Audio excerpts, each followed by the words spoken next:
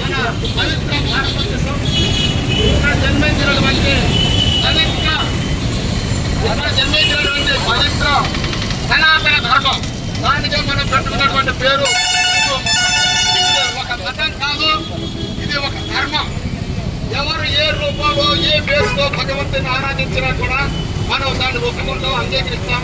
అందరూ కూడా వాళ్ళకి నచ్చినటువంటి విధంగా వాళ్ళు తమ ఆరాధన కొనసాగించుతున్నటువంటి మత సహనం మనకు ఉంది కాబట్టి పూర్తి హిందూ దేశమైనటువంటి